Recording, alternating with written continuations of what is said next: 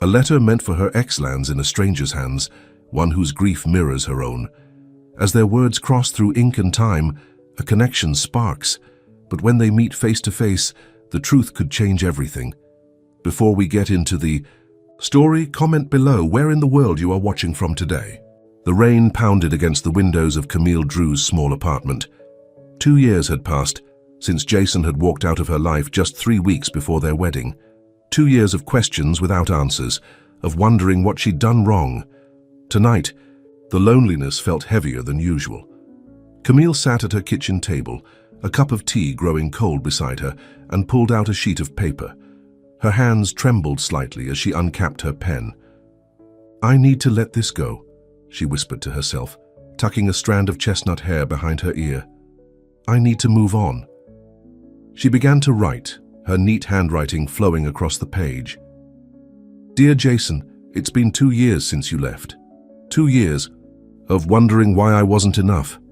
2 years of walking past our favorite coffee shop and feeling my heart break all over again. I don't know if you'll ever read this or if you even care anymore, but I need to say goodbye properly, the way we never did." The words poured out of her, all the pain, the confusion, the sleepless nights. She wrote about the wedding dress that still hung in her closet, tags attached, about how she'd stayed in Millfield even though every street corner held a memory, about how she was trying day by day to become someone new. By the time she finished, tears had smudged some of the ink, but she didn't care. This wasn't about making something perfect. It was about letting go. The next morning, Camille walked to the post office before her shift at Turning Pages, the bookstore where she'd worked since moving to Millfield. The letter felt heavy in her hands as she dropped it into the mailbox. She'd found Jason's last known address online, not even bothering to double-check it. It didn't matter if he received it. What mattered was that she'd finally said the words she'd been holding inside for too long. "That's that," she said quietly, before turning and walking toward the bookstore, unaware that the address she'd written was no longer correct, that Jason had moved away months ago. In the penthouse suite of the Aurora building, Elian Thorne stared out at the city skyline, coffee in hand.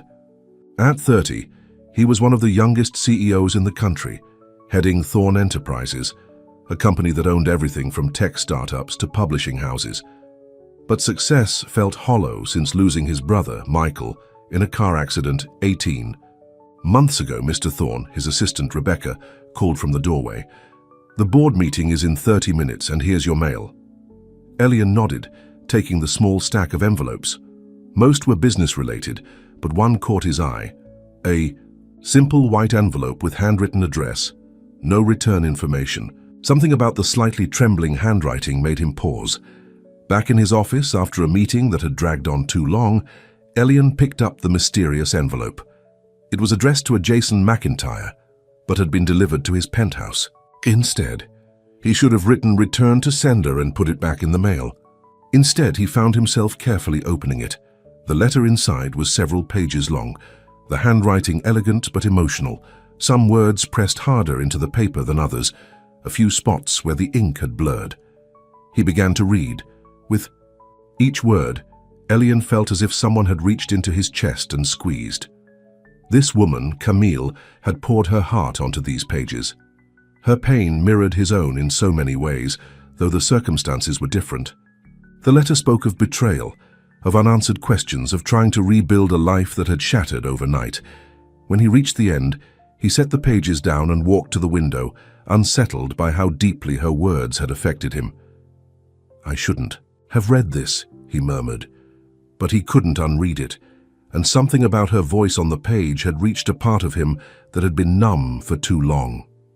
Before he could reconsider, Elian sat at his desk and pulled out a piece of stationery.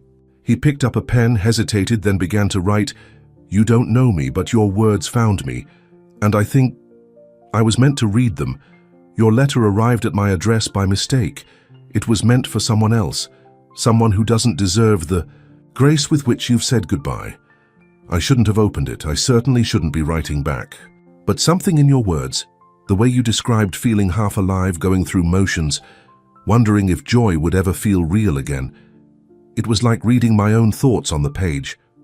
I won't pretend to understand exactly what you've been through, but I do understand grief and rebuilding, and the strange, lonely feeling of being surrounded by people and yet completely unseen. If you want to write back, you can use this address. If not, I understand.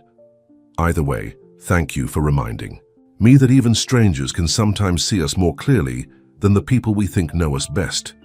He didn't sign it, just addressed an envelope to Camille at the return address she'd included and asked his assistant to mail it before he could change his mind. "Any interesting books come in?" asked Martha, the owner of Turning Pages, as Camille arranged a new display near the front window. "A few mysteries and that romance series everyone's been asking about," Camille replied, smiling. At 28, she'd once dreamed of opening her own bookstore. After Jason left, she'd put those dreams aside, grateful just to work among books that offered escape when reality became too much. Martha studied her with motherly concern. "You look tired, dear. Everything okay?" "Just couldn't sleep last night," Camille said with a shrug. She hadn't told anyone about the letter, not even her best friend, Emma. It felt too personal, too raw. The day passed in its usual peaceful rhythm, helping customers find the perfect book, ringing up purchases, organizing shelves. Camille loved the smell of books, the quiet conversations, the way regular customers would update her on their lives between purchases. When she arrived home that evening, she checked her mailbox out of habit. Bills, a catalogue, and a cream-colored envelope with her name written in a strong, elegant hand. No return name, just an address she didn't recognize in the expensive part of the city. Inside her apartment, Camille turned the envelope over in her hands before carefully opening it. As she read the short note inside, her heart began to pound. Someone had received her letter to Jason, a stranger, and they'd read her most private thoughts, her pain laid bare on the page. She should have been angry, embarrassed.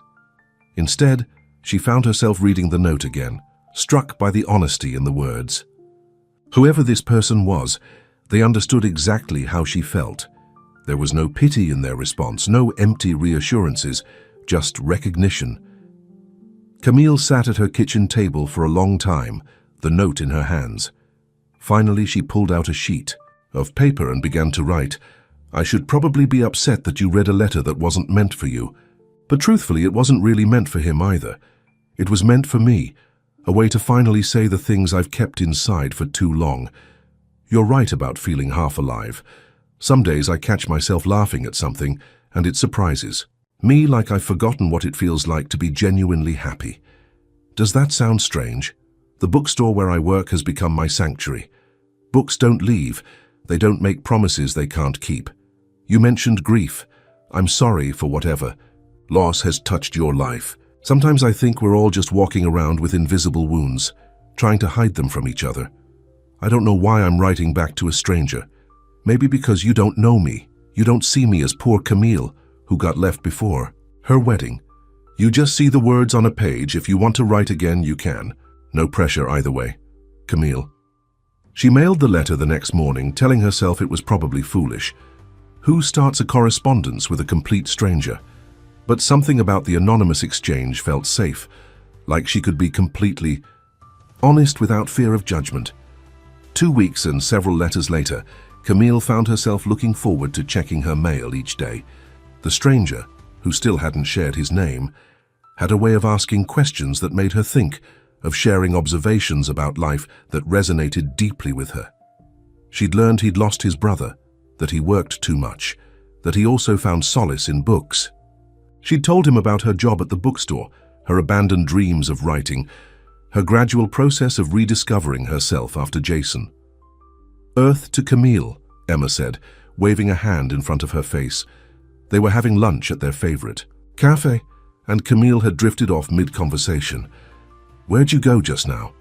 "Sorry," Camille said, taking a sip of her iced tea. "Just thinking about work." Emma raised an eyebrow. "Uh-huh. Is work making you smile like that? Because if arranging romance novels is suddenly that exciting, I need to reconsider my career choices." Camille laughed. "It's nothing. Really." "You seem different lately," Emma said, studying her. "In a good Way more like your old self." Before Camille could respond, Emma's phone buzzed. "It's work," she said with a sigh, checking the message. "There's exciting news. That big publishing house, Aurora Books, is looking for independent bookstores to partner with for some huge marketing campaign. Turning Pages is on their shortlist." "That's amazing," Camille said. "Martha must be thrilled." "She is. Apparently some hotshot executives are coming to check out the store next week. We need to make sure everything is perfect." Emma worked part-time at Turning Pages too when she wasn't teaching at the local elementary school. "I'll help," Camille promised, already thinking about displays they could create. Any boost in business would be good for Martha, who had been struggling to compete with online retailers. That evening, Camille found another letter waiting in her mailbox. She opened it eagerly, curling up on her couch to read. "Your last letter made me think about something my brother used to say, that we never really see ourselves clearly. We're either too critical or wearing rose-colored glasses. Sometimes we need someone else's perspective to understand our own worth. I think that's why I found myself looking forward to your letters. You see things in a way that makes me see them differently too. Do you ever wonder if some mistakes are actually redirections? If the things that hurt us most are somehow guiding us toward where we're supposed to be? I've been thinking about that a lot lately.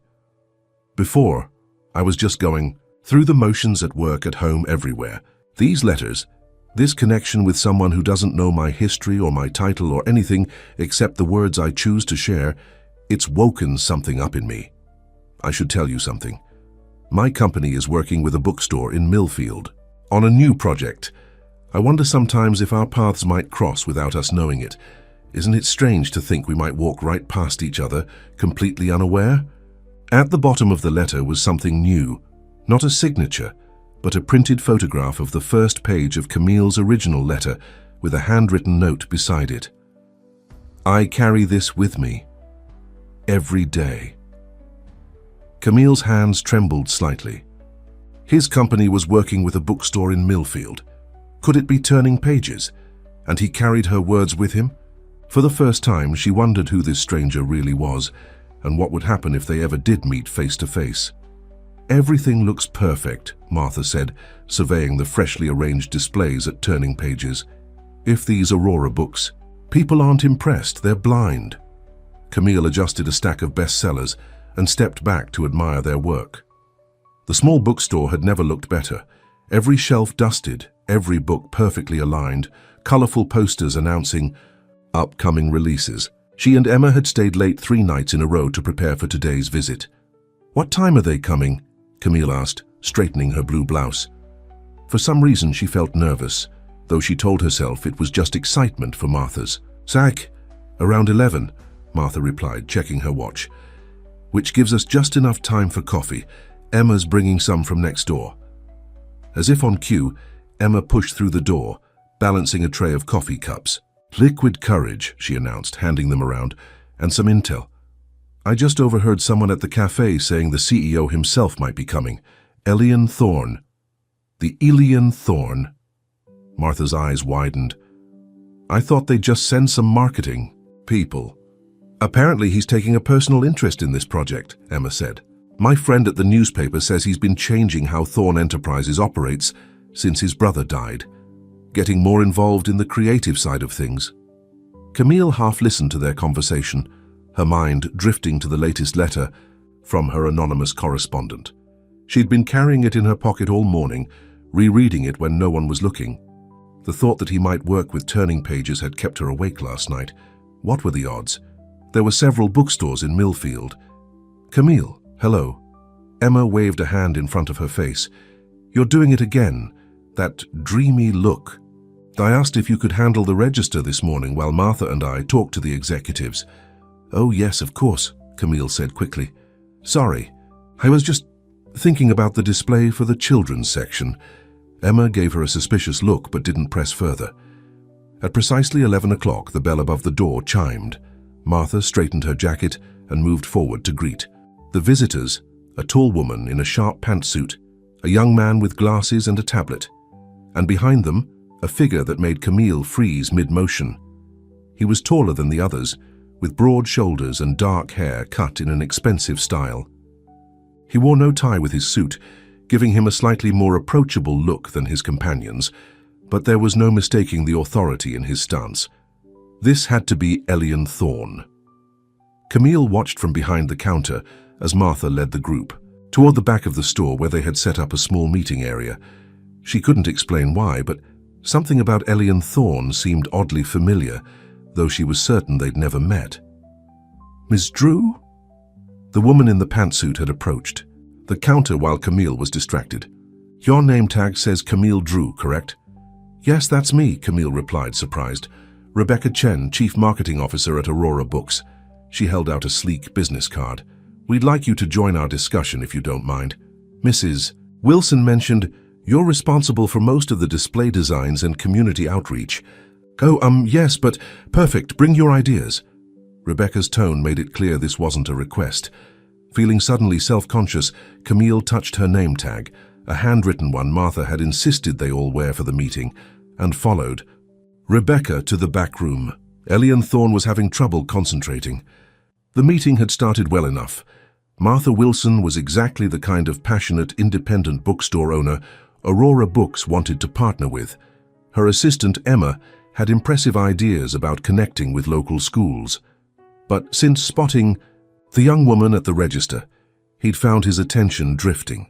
There was something about her that caught his interest, something in the graceful way she moved, the thoughtful expression on her face as she arranged books. He'd been about to ask Rebecca who she was when his CMO had taken the initiative to invite her to join them. "This is Camille Drew," Rebecca was saying.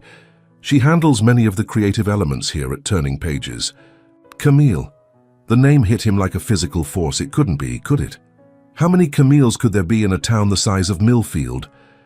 "It's nice to meet you, Miss Drew," he said, extending his hand, studying her more carefully now. Her chestnut hair fell in soft waves around a face that seemed both strong and gentle.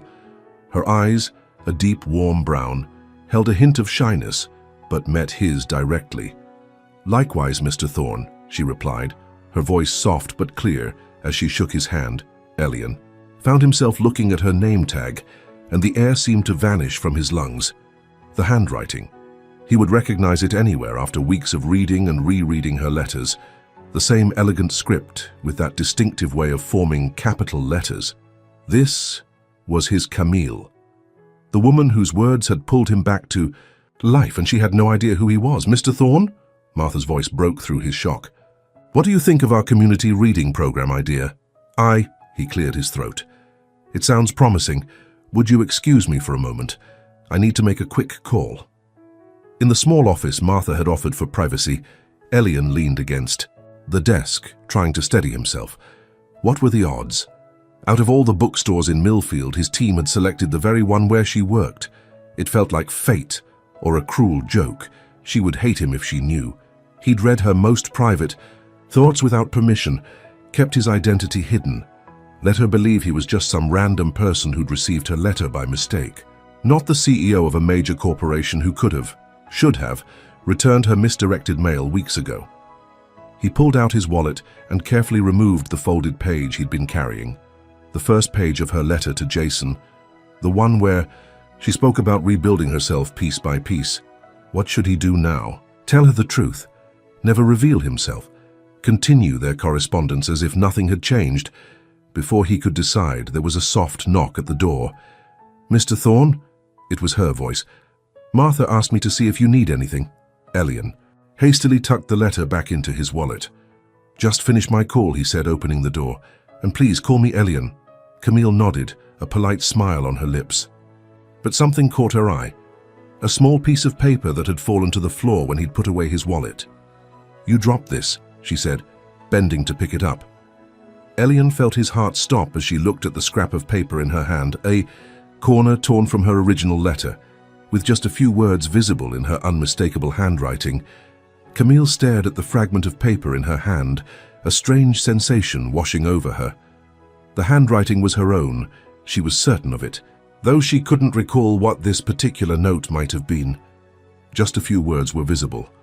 "Wondering why I wasn't—" "Thank you," Elian said quickly, taking it from her with an unreadable expression. Just a note to myself. But it wasn't. Camille knew her own handwriting, and those words, they were from her letter to Jason. The letter that had found its way to...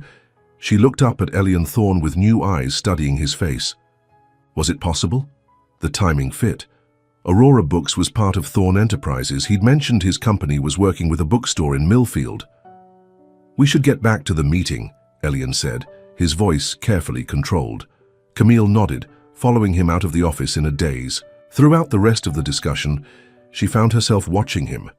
The way he spoke, how he listened intently to Martha's ideas, the thoughtful questions he asked. Was this the man who had been writing to her? The one who carried her words with him? After the meeting concluded, Elian approached her while the others were distracted with paperwork. "You have a wonderful store here," he said, "and your display ideas are impressive." "Thank you," she replied, searching his face for any sign, any confirmation of her suspicion. "I was wondering," he continued, his voice dropping slightly, "if you might show me some of your favorite sections? I'm always looking for book recommendations."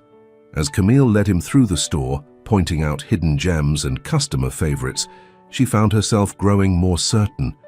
There was something in the way he spoke about books, the same thoughtfulness she'd found in those anonymous letters.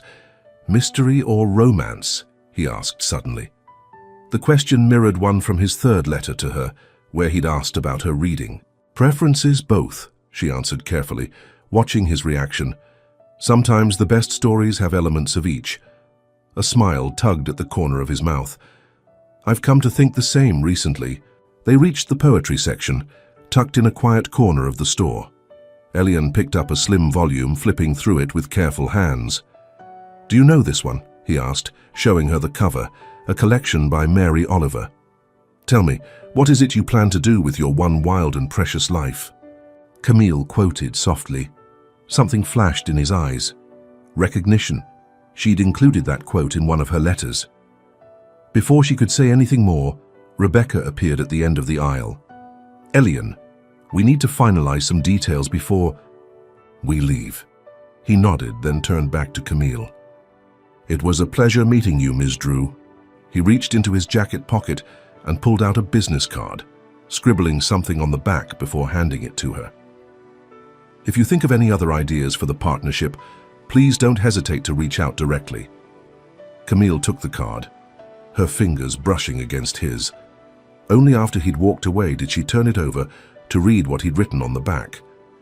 In strong, elegant handwriting, the same handwriting from the letters she'd been receiving, were the words, "You don't know me, but your words found me."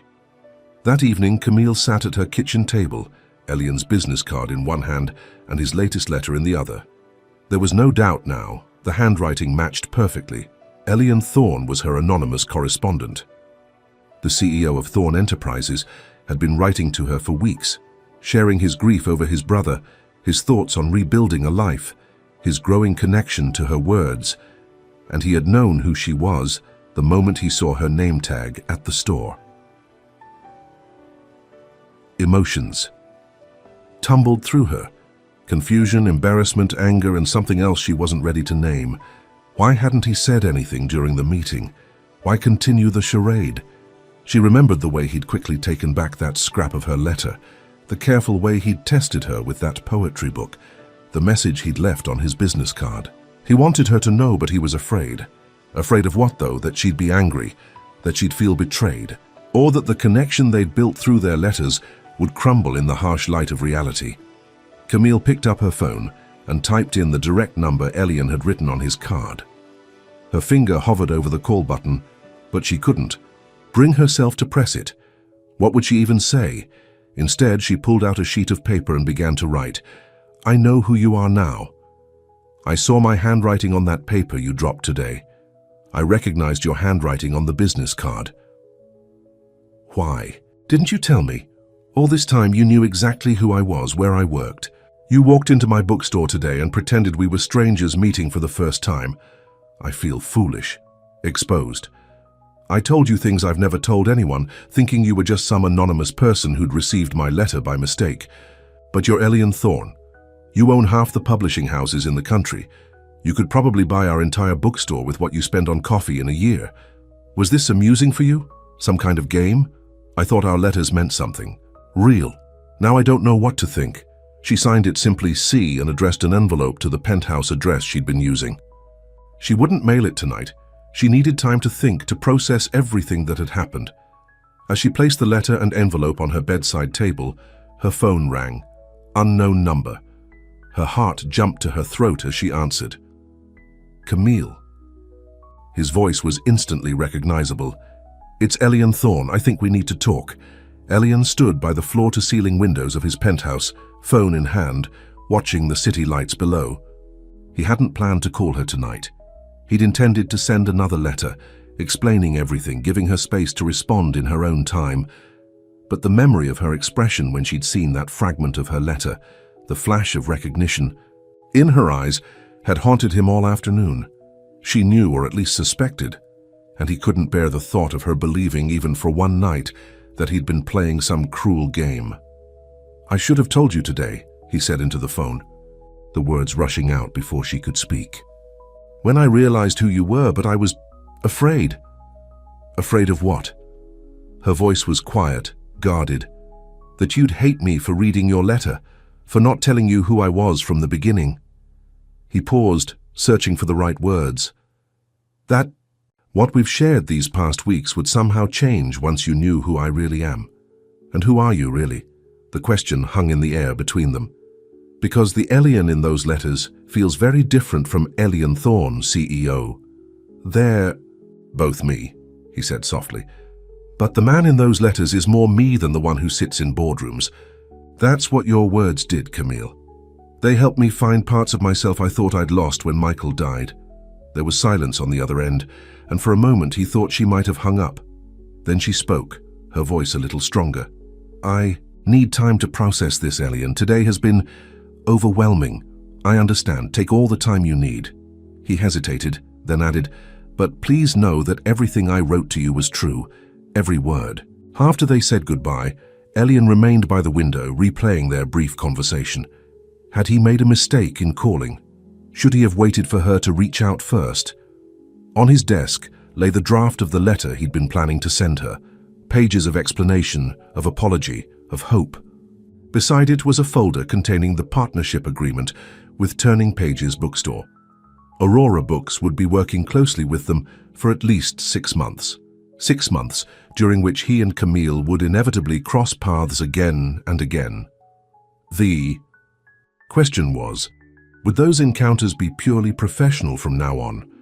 Or could they somehow find their way back to the honest connection they'd built through their letters? Elian picked up the photograph he kept on his desk. Himself and Michael at a sailing competition 2 years ago, both laughing into the camera, arms around each other's shoulders. The last picture they'd taken together.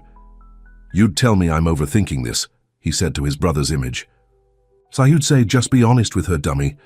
The photograph offered no response, but Elian felt a sense of clarity nonetheless. He would give Camille the space she needed, but he wouldn't give up on whatever was growing between them. Something that had started with a misdirected letter, but had become so much more. On the other side of town, Camille sat on her couch, rereading all of Elian's letters by lamplight. His voice on the phone had matched the voice in these pages, thoughtful, honest, a little sad. Not at all what she would have expected from someone in his position. The last letter lay open on her lap, with the photo of her handwriting and his.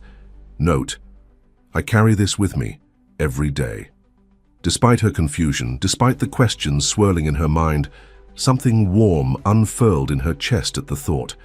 Her words had found him when they both needed someone to understand their pain. Was that just random chance or something more like fate? She didn't know yet how she felt about Elian Thorne, CEO. But the man who had written these letters, him she wanted to know better.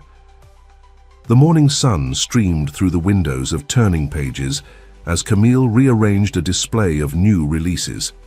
3 days had passed since her phone call with Elian, and she still hadn't decided how to feel about the situation. She'd spent hours analyzing every letter, every word they'd exchanged, wondering if she'd been naive or if their connection was genuine. There's a delivery for you, Emma called from the front counter, interrupting Camille's thoughts. A young courier handed Camille a small rectangular package wrapped in brown paper. No return address, but she didn't need one to know who it was. From a Sophut, secret admirer? Emma teased, watching with curious eyes. Just something I ordered, Camille lied, tucking the package into her bag. I'll open it later. Throughout her shift, Camille was acutely aware of the package in her bag, like it was giving off heat. Only when she was finally alone in her apartment did she carefully unwrap it. Inside was a first edition of Mary Oliver's poetry collection, the same one Elian had shown her in the store, and a handwritten note. Camille, I know you asked for time, and I respect that, but I wanted you to have this. When I read your first letter, I was at my lowest point since losing Michael. Your words reminded me that grief doesn't have to be the end of the story. I've spent the past 2 years running a company I never wanted to run, living a life that was supposed to be my brother's. Your letters were the first thing that felt real, to me in a long time. I understand if you can't forgive the way our paths crossed, but I hope you'll give me a chance to show you that the man who wrote those letters is the real me, not the CEO you met at the bookstore. Elian P. Yes, the Aurora Books partnership is entirely legitimate and was in motion weeks before I knew you worked at Turning Pages. Rebecca selected your store based on Martha's reputation and the community engagement programs. I don't want you to ever think I used my position to manipulate our meeting. Camille traced her fingers over the words, feeling the indentations on the paper. She opened the book and found that he had marked a page with a pressed flower, a forget-me-not. The poem was titled The Journey, about finding the courage to save one's own life. Her phone rang, startling her. It was Martha. Camille, dear, I'm sorry to bother you after hours, but I just got off the phone with Rebecca Chen from Aurora Books. They want to fast-track our partnership and need us to come to their offices tomorrow for a planning meeting. I was hoping you could join me, since you had such wonderful ideas. Camille's heart jumped. Their offices, you mean at Thorn Enterprises? Yes, the main building downtown. Emma can't make it. She has parent-teacher conferences all day. I really need you there if you can manage it. After hanging up, Camille sat beside her window watching the streetlights flicker on as dusk settled over Millfield. She'd have to face Elian again tomorrow, in his territory this time. The thought both excited and terrified her. She picked up the poetry book again, reading the marked poem more carefully. One line stood out. Little by little, you began to leave the old story behind. Wasn't that what she'd been trying to do with that first letter to Jason? Leave the old story behind? With sudden decision, Camille reached for her phone and typed a text message to the number Elian had called from. Thank you for the book. The poem you marked, it's perfect. And yes, I'll give us a chance to start a new story. The Thorn Enterprises. Building dominated the Millfield skyline. 40 stories of glass and steel that caught the morning light like a beacon. Camille smoothed her navy blue dress as she and Martha were escorted to the elevator by a security guard. I still can't believe. Elian Thorn himself is overseeing this project, Martha whispered as they ascended to the 38th floor. Rebecca says he never gets involved at this level. Camille just nodded, not trusting herself to comment without giving something away. She'd barely slept last night after sending that text. Elian had replied with a simple, "Thank you. I look forward to seeing you tomorrow." The elevator doors opened to reveal a sleek reception area where Rebecca Chen waited to greet them. "Mrs. Wilson, Ms. Drew, welcome to Aurora Books," she said, leading them down a corridor lined with framed book covers. "We're meeting in the main conference room. Everyone's already here." "Everyone?" Camille asked, suddenly nervous. "The creative team, marketing, digital, and Mr. Thorn, of course." The conference room was filled with people in business attire, all seated around a massive table. Elian stood at the head, mid-sentence, but paused when they entered. His eyes found Camille's. Immediately. "Mrs. Wilson, Ms. Drew, please join us," he said, gesturing to 2 empty seats. The one nearest him was clearly meant for Martha, leaving Camille to sit across the table, directly in his line of sight. For the next hour, Camille tried to focus on the presentation about marketing strategies and community events. She took notes, asked questions, and offered suggestions when appropriate. But she was constantly aware of Elian's gaze, the way he seemed to be speaking directly to her, even when addressing the entire room. "We'd like to launch with a series of author events," Rebecca was saying. "Ms. Drew, I understand you have experience coordinating these." "Yes," Camille replied, grateful for the distraction. "We've found that pairing established authors with local writers creates a sense of community and drives sales for both." "Excellent point," Elian said. "Aurora Books has several authors who would be perfect for this approach. Perhaps Ms. Drew could review their profiles and suggest pairings." And just like that, she was assigned to work directly with him. After the meeting, as everyone filed out, Elian approached her. "Do you have a moment? I'd like to discuss the author program in more detail." Martha beamed at what she clearly saw as special attention from the CEO. "Of course she does. I'll wait in the lobby, dear." "Actually, Mrs. Wilson," Rebecca interjected smoothly, "I was hoping to show you our digital marketing platform. It might take a while. Perhaps Ms. Drew could catch a taxi back to the store later." Before Camille could object, Martha was whisked away, leaving her alone with Elian in the now empty conference room. "That was subtle," Camille said dryly. A smile tugged at the corner of Elian's mouth. "Rebecca excels at reading situations and creating opportunities. Does she know about the letters?" "No," he said quickly. "No one does. She just thinks I'm interested in you." The directness of his statement made Camille's cheeks warm. "And are you interested in me?" "I think you know the answer to that." Elian moved closer, his voice dropping. "But what I'm more concerned about is whether you're still angry with me." "I wasn't angry, exactly," Camille said, surprised to find it was true. "Confused, embarrassed, a little scared."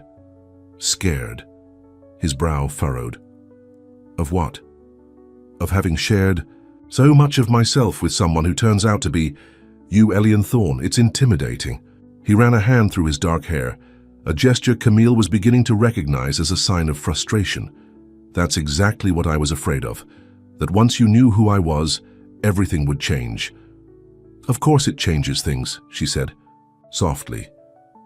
"But that doesn't mean it changes how I feel about what we shared in those letters." Relief flickered across his face. "Have dinner with me tonight, not as CEO and bookstore clerk, just as Elian and Camille." She hesitated only a moment, before nodding. "Okay, but somewhere quiet, please, not anywhere fancy." "I know just the place," he promised. Rosa's Italian kitchen was nothing like the upscale restaurant Camille had expected. Tucked away on a side street downtown, it was small and homey, with checkered tablecloths and candles in wine bottles.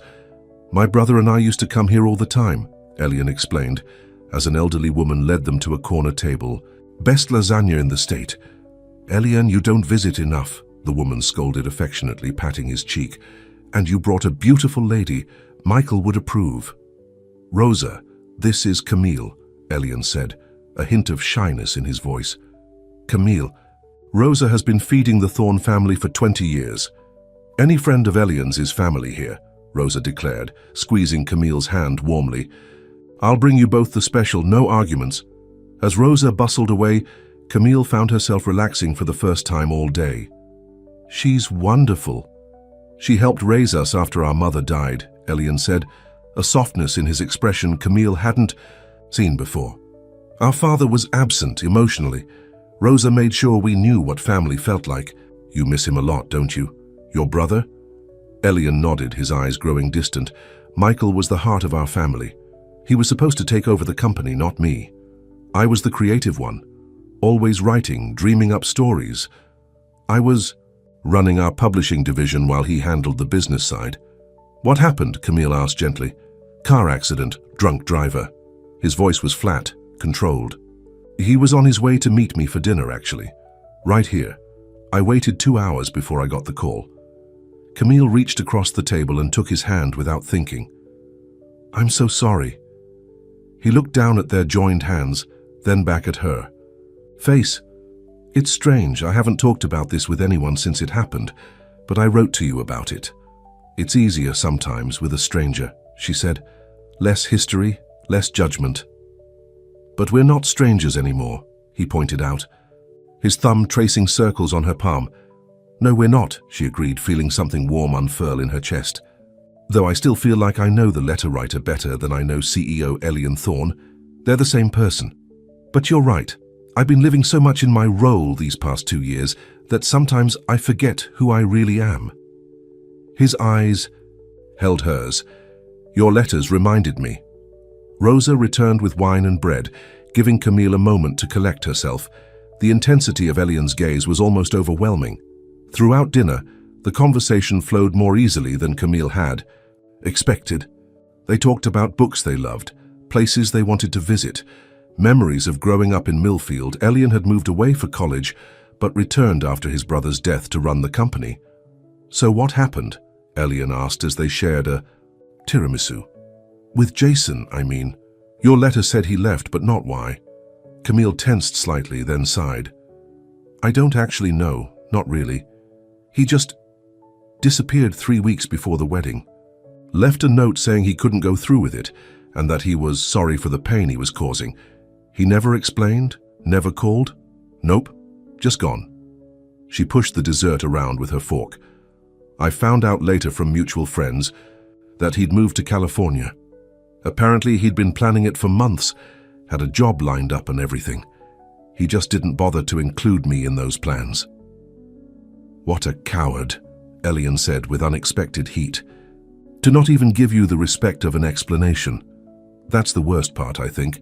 Not knowing if it was something I did or if he just stopped loving me. She gave a small, sad smile. Hence the letter you received. 2 years of questions, with no answers. I'm glad he never got that letter, Elian said quietly. He didn't deserve your words.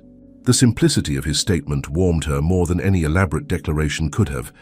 For the first time since Jason had left, Camille felt truly seen, not as someone to be pitied, but as someone worthy of better treatment than she'd received.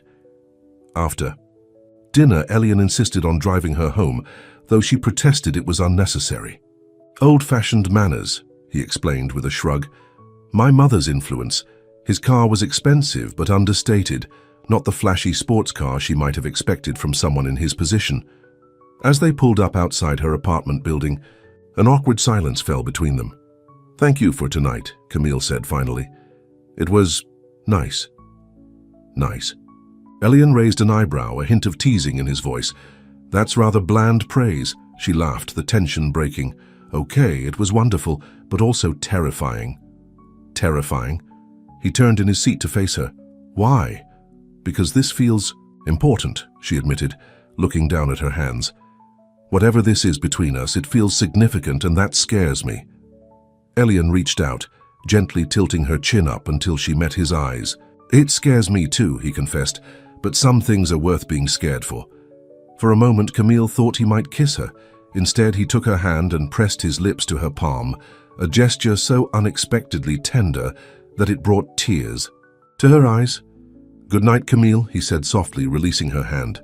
I'll see you tomorrow at the bookstore. Spill it, Emma demanded the next morning, cornering Camille in the break room at Turning Pages. Martha says you had a private meeting with Elian Thorne yesterday and didn't come back to the store. What's going on? Nothing's going on, Camille insisted, feeling her cheeks betray her with a blush. We discussed the author program for the partnership, that's all. Uh-huh, and that's why you're blushing and why Martha says he's coming here personally today to follow up. Emma crossed her arms. Come on, Cam, we've been friends for years. You can tell me. Before Camille could respond, Martha burst into the break room, her face flushed with excitement. He's here, and he brought coffee for everyone. Actual expensive coffee, not the break room stuff. Sure enough, Elian stood by the front counter, chatting easily with a customer while balancing a tray of coffee cups. He wore casual clothes today, dark jeans and a grey sweater that made him look more like the man who wrote those letters and less like the CEO of a major corporation. His face brightened when he spotted Camille, a change so subtle that only someone watching closely would notice. Good morning, he said, offering her a cup. I remembered you mentioned liking hazelnut. You remembered that? It had been a small detail in one of her letters, mentioning the comfort of hazelnut coffee on rainy days. I remember everything you've told me, he said quietly, before turning to include Emma and Martha in the conversation. I brought the author profiles we discussed yesterday. Perhaps we could review them together. Emma shot Camille a knowing look, but said nothing as Martha ushered them toward the reading nook in the back of the store. For the next hour, they discussed potential events and marketing strategies, Elian deferring to Camille's ideas more often than not. "You'll need to visit our offices again next week," he told Martha. "Our design team wants to show you the promotional materials." "Oh dear, I can't," Martha fretted. "My sister's coming to town. What about you, Emma?" "Parent-teacher conferences all week," Emma said quickly. Too quickly, Camille thought suspiciously. "I suppose Camille will have to go," Martha concluded, not looking at all disappointed by this turn of events. Later, as Elian was preparing to leave, he paused beside Camille, who was arranging a display near the front window. "Was that as transparent as it seemed?" he asked with amusement. "Completely," Camille confirmed, fighting a smile. "I think they're matchmaking. Do you mind?" His voice was casual, but his eyes were serious. "I should," she admitted. "It's complicated and probably unwise and definitely happening too fast. But no, I don't mind." Relief softened his features. "Good, because I'd like to see you again. Outside of work meetings." "I'd like that too," she said softly. As Elian left the store, Emma appeared at Camille's side like she'd been waiting just out of earshot. "Okay, now you have to tell me what's going on." "The CEO of Thorn Enterprises doesn't personally bring coffee to business meetings at small bookstores, and he doesn't look at business associates the way he looks at you." Camille hesitated, then made a decision. Emma was her best friend. If anyone would understand, it would be her. "It's a long story," she said with a sigh. "Remember that letter I wrote to Jason a few weeks ago? The closure letter? You finally sent it?" "I did, but it never reached him. It went to Elian instead." Emma's eyes widened as Camille explained everything. The misdirected letter, the anonymous correspondence, the moment of recognition at their first meeting. "That's wow," Emma said when Camille finished. "That's like something out of a movie or a book. I know it sounds crazy." "No, it sounds romantic," Emma corrected her. "But Cam, are you sure about this? After what happened with Jason, I'm not sure about anything," Camille admitted. "But I feel more like myself with him than I have in years. The way he understands me, it's like he sees parts of me that no one else does." "Because of the letters?" "Maybe. Or maybe the letters just gave us a chance to know each other without all the usual barriers." She shrugged helplessly. "I can't explain it. I just know there's something real here." Emma squeezed her hand. "Then I'm happy for you. Just be careful with your heart, okay? Rich, powerful men are used to getting what they want. He's not like that," Camille said confidently. "The man in those letters, that's the real Elian, not the CEO everyone sees." "I hope you're right," Emma said. "For what it's worth, he does seem genuinely interested in you, not just sleeping with the bookstore clerk," Camille suggested dryly. "You know what I mean," Emma protested. "There's a lot at stake here, your heart, your job, this partnership with Aurora Books. Just make sure you're seeing things clearly." It was good advice, Camille knew. But as she went through the motions of her workday, all she could think about was the way Elian had looked at her, the way he'd listened to her ideas, the gentle press of his lips against her palm. Was she seeing things clearly, or was she falling into another fantasy, creating a version of Elian Thorn that matched the man in those thoughtful, heartfelt letters? The answer would have to wait. For now, she had a partnership to help plan, and a heart that, despite her best efforts to protect it, was already beginning to hope again. The next 2 weeks passed in a whirlwind of activity as the partnership between Turning Pages and Aurora Books took shape. Camille found herself splitting her time between the bookstore and the Thorn Enterprises offices, attending meetings and helping to plan the launch event, a literary gala that would bring authors and readers together at the newly renovated Millfield Library. In those busy days, her relationship with Elian evolved in quiet moments stolen between meetings, coffees in his office, lunch at small cafes where no one recognized him, text messages that continued the honest exchanges they'd begun in their letters. "You look happy," Martha observed one afternoon as Camille arranged a window display featuring authors from Aurora Books. "Happier than I've seen you in a long time." "I am happy," Camille admitted, surprised to realize how true it was. The heavy cloud of sadness that had followed her since Jason left had lifted, replaced by a sense of possibility she'd almost forgotten. After closing the store that evening, Camille found Elian waiting outside, leaning against his car with casual elegance. He'd taken to driving her home most nights, extending their time together with conversations that often lasted for hours. "I have a surprise for you," he said as they pulled away from the curb. "If you're up for an adventure." "What kind of adventure?" she asked, intrigued by the hint of mischief in his eyes. "It's a perfect night for stargazing." He reached into the back seat and produced a picnic basket. "I know a spot just outside town where the sky is incredible." An hour later, they sat on a blanket spread across the hood of his car, a thermos of hot chocolate between them, looking up at a vast canopy of stars. The spot Elian had chosen was on a hill overlooking Millfield, far enough from the city lights to see the brilliant scatter of the Milky Way. "My brother and I used to come here as teenagers," Elian said, his voice soft with memory. "Michael would bring his girlfriend of the moment, and I'd bring a notebook. I'd write stories while they'd—" He chuckled. "Well, you can imagine. You were the third wheel." Camille smiled, trying to picture a teenage Elian scribbling stories under the stars. Chronic third wheel. "I was always more comfortable with words than with people." He took her hand, his thumb tracing patterns on her palm. "Until recently." The simple touch sent warmth spreading through her. Over the past weeks, they'd shared countless conversations, but had been cautious with physical affection. A brush of hands, a kiss on the cheek, his arm around her shoulders as they walked. Camille sensed Elian was letting her set the pace, waiting for her to be ready for more. "I found some of my old notebooks yesterday," he continued.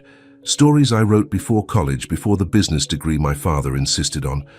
"What kind of stories?" She turned to look at him, fascinated by this glimpse of his younger self. "Adventures, mostly. Fantasy worlds where ordinary people discovered they had extraordinary gifts." He looked slightly embarrassed. "Cliched stuff, but it was my escape." "Do you still write? Besides letters to strangers, I mean," she teased gently. "Not in years. The company takes all my time." There was regret in his voice. "Another thing I lost when Michael died." Camille squeezed his hand. "Maybe you could start again.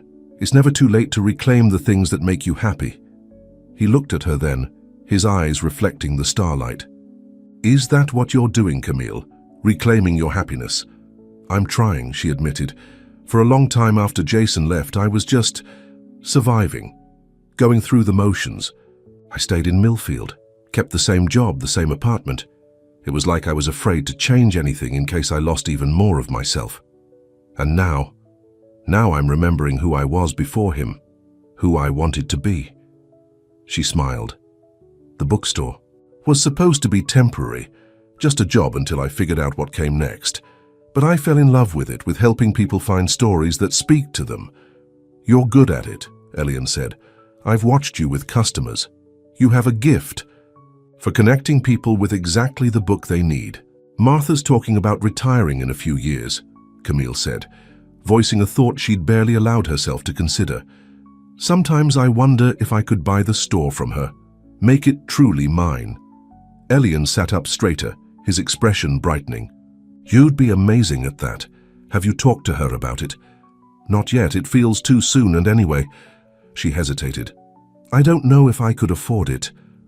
If it's something you really want, there are ways," Elian began, but Camille shook her head. "Please don't offer to help me buy it," she said firmly. "That's not why I told you." His expression softened with understanding. "I know, but for the record, I wasn't going to offer money. I was going to suggest talking to our small business development team. They help local businesses secure fair loans all the time." "Oh." She felt a twinge of embarrassment for assuming. "I'm sorry. It's just, you don't want our relationship to be about my money or position," he finished for her. "I understand that better than you might think, Camille. Most people in my life want something from me. It's refreshing to be with someone who just wants me." The simple honesty in his words moved her deeply. For the first time, she truly understood his hesitation in revealing his identity to her, Not just fear of her anger, but fear of losing the genuine connection they'd formed through their letters. Impulsively, Camille leaned forward and kissed him. He responded immediately, one hand moving to cradle her face with gentle reverence. The kiss deepened, stars forgotten as they finally gave in to the attraction that had been building between them for weeks. When they finally pulled apart, both breathless, Elian rested his forehead against hers. "I've been wanting to do that since I first read your letter," he confessed. Camille laughed softly. "That would have been a bit forward, don't you think?" "Dear stranger, I read your misdirected mail and now I'd like to kiss you?" "When you put it that way, it does sound slightly inappropriate," he agreed with a chuckle before kissing her again. Later, as they lay side by side on the blanket, hands intertwined, Elian said quietly, "I'm falling in love with you, Camille." "Drew, I think I started falling the moment I read your words." The declaration hung in the air between them, honest and vulnerable. Camille felt her heart race, fear and hope battling within her. After Jason, she'd promised herself she'd be more careful, more guarded. But here was Elian offering his heart with the same honesty he'd shown in his letters. "I'm scared," she admitted. "The last time I gave someone my heart, he returned it. Broken. I would never hurt you like that," Elian promised, turning to face her. "But I understand your fear. We can take this as slowly as you need." She reached up to touch his face, tracing the curve of his jaw with her fingertips. "I'm falling. In love with you too," she whispered. "And that terrifies me." He caught her hand and pressed a kiss to her palm, the gesture that had become his signature, simple yet intimate. "Then we'll be terrified together." The night of the literary gala arrived, transforming the historic Millfield Library into a glittering celebration of books and the people who loved them. Authors mingled with readers, local writers shared the spotlight with nationally recognized names, and at the center of it all was the partnership between Turning Pages and Aurora. Books. Camille wore a simple emerald green dress that Emma had insisted she buy for the occasion. "If you're going to be on the arm of Millfield's most eligible bachelor, you need to look the part," her friend had declared during their shopping trip. "I'm not going to be on his arm," Camille had protested. "This is a professional event. We're keeping our relationship private." But as she descended the library's grand staircase and saw Elian waiting at the bottom, his eyes lighting up at the sight of her, she knew their secret wouldn't last the night. No one could miss the way he looked. At her, like she was the only person in the room. "Why you take my breath away," he said quietly when she reached him, offering his arm. "You clean up pretty well yourself," she replied, taking in his perfectly tailored suit. "Very CEO-like," he laughed. "I'll take that as a compliment, though I'd rather be in jeans and a sweater with you at Rosa's." "Later," she promised. "First, we have a partnership to celebrate." The evening progressed smoothly. Speeches were given, contracts ceremonially signed, champagne toasts offered to the future of literature in Millfield. Martha beamed with pride as Turning Pages was celebrated as a cornerstone of the community. Rebecca Chen expertly managed the press, ensuring the partnership received the attention it deserved. As the formal program ended and guests began to mingle more freely, Camille found herself approached by a tall, familiar figure that made her blood run cold. Jason McIntyre had barely changed in 2 years, still handsome in a conventional way, still carrying himself with the confidence of someone used to getting what he wanted. He held a glass of champagne and wore an expression of pleasant surprise that Camille immediately distrusted. "Camille, I thought that was you," he said, leaning in to kiss her cheek, as if they were old friends rather than ex-fiancés. "You look amazing, Jason." She managed to keep her voice steady.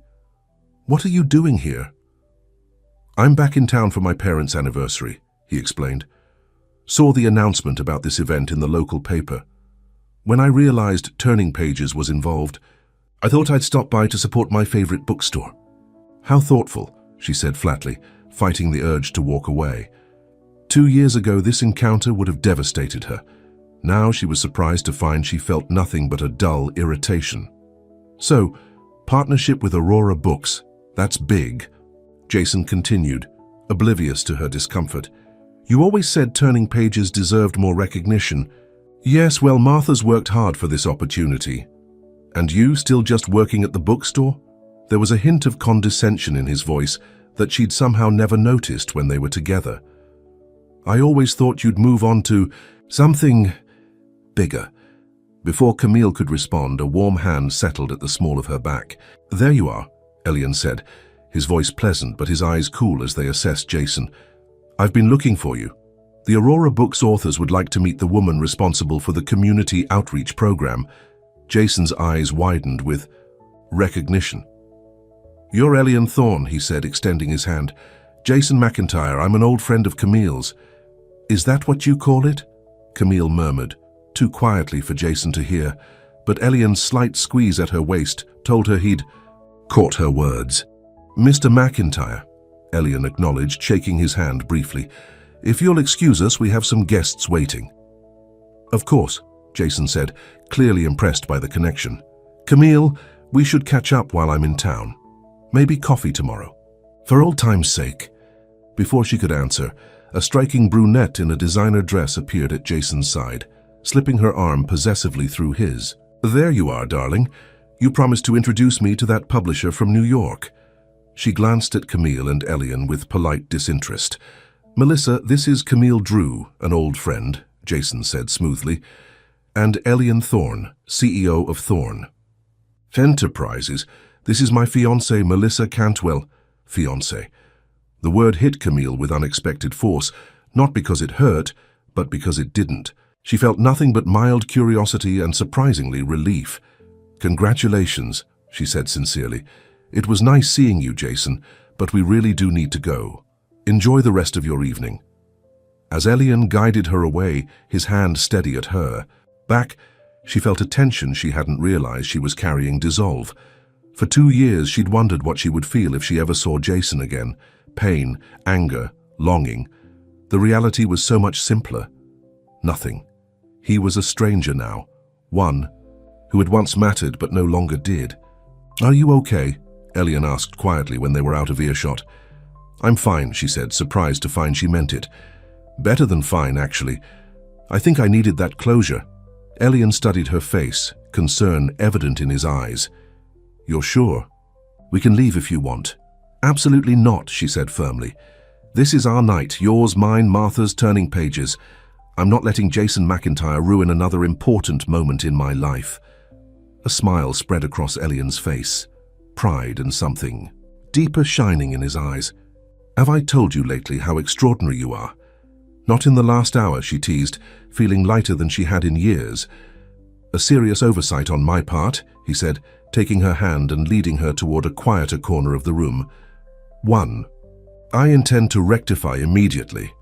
Before she could respond, he was kissing her, right there in the middle of the gala, surrounded by authors and publishers and the entire literary community of Millfield. It was a public declaration, one that would undoubtedly be noticed, but Camille found she didn't care. She kissed him back, letting the last ghosts of her past fade away. Across the room, Emma caught her eye and gave an exaggerated thumbs up, making Camille laugh against Elian's lips. So much for keeping our relationship private, she murmured. I'm tired of hiding how I feel about you, he said simply. Unless you'd rather we did. No, she decided, squeezing his hand. No more hiding. 6 months later, Camille stood in the renovated back room of Turning Pages, now transformed into a cozy event space for author readings and book clubs. The partnership with Aurora Books had been even more successful than anyone had anticipated, bringing new life and customers to the store. The new young adult section looks amazing, Emma said, joining her with 2 cups of coffee. Martha says registrations for the summer reading program are already double last year's numbers. I still can't believe she's letting me manage the expansion, Camille said, accepting the coffee gratefully. Opening a small cafe section was a big risk. A risk that's paying off, Emma pointed out, and it doesn't hurt that your boyfriend's company handled the financing with terms no other bank would match. Elian had nothing to do with that, Camille protested. I worked directly with the small business development team. He recused himself from the entire process. Emma held up her hands in surrender. I know. You've made that very clear. I'm just saying, it's worked out well for everyone. It had worked out well, Camille had to admit. Martha had officially named her assistant manager, with a clear path to ownership when Martha retired. The store was thriving, becoming the literary hub she'd always envisioned. And most surprisingly, she'd begun writing again, children's stories that she read at their weekly storytime events. "Speaking of your boyfriend," Emma said with a sly smile, "I heard a rumor that he's looking at real estate in Millfield. Actual houses, not more office buildings. Any idea why a confirmed bachelor who lives in a penthouse would suddenly be interested in houses with actual yards?" Camille felt her cheeks warm. "I wouldn't know," she said, though her hand instinctively moved to touch the small key that now hung on a chain around her neck, the key to Elian's penthouse given to her a month ago with a simple, "Whenever you want, for as long as you want." She hadn't fully moved in yet, but she spent more nights there than at her own apartment these days. And yes, they'd talked about finding a place that could be truly theirs, somewhere between his world and hers. "Uh-huh," Emma said, clearly not believing her. "Well, whatever's happening, you deserve it, Cam. After everything with Jason, it's good to see you so happy." "I am happy," Camille said, the words no longer a surprise, but a comfortable truth. "Happier than I ever thought I'd be again." The bell above the door chimed, and Camille looked up to see Elian entering the store, a package tucked under his arm. He'd made a habit of stopping by turning pages on his way home from the office, sometimes to help shelve books, sometimes just to drive her home. "I'll make myself scarce," Emma said with a knowing smile, heading toward the front counter. Elian approached, his tie loosened and a weary smile on his face. "Long day at the office," he explained, kissing her hello, "but worth it to end it here with you." "Rough meeting?" she asked, straightening his tie automatically. "Budget conflicts, personality clashes, the usual corporate drama." He shrugged. "It off. Nothing that matters now. I brought you something."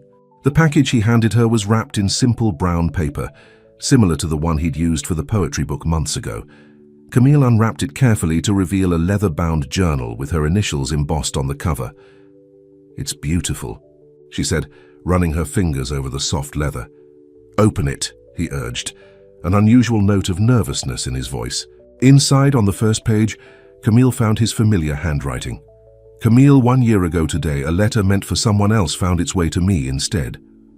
Fate, chance, or a postal worker's mistake. I'll never know for certain. What I do know is that your words changed the course of my life. In that first letter, you wrote about trying to let go of the past, about hoping to move forward. What you couldn't have known was that you were helping me do the same. I've watched you reclaim your dreams over these past months, taking a leadership role at the bookstore, writing your children's stories, planning for a future you once thought lost.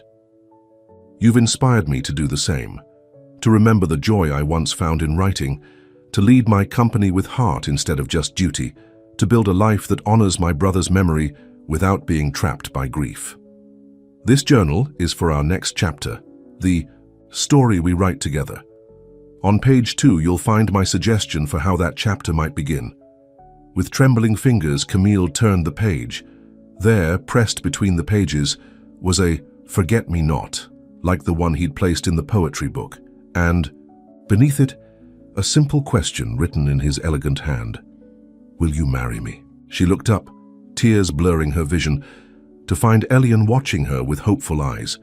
From his pocket, he produced a small velvet box and opened it to reveal a ring with a single perfect diamond surrounded by tiny sapphires.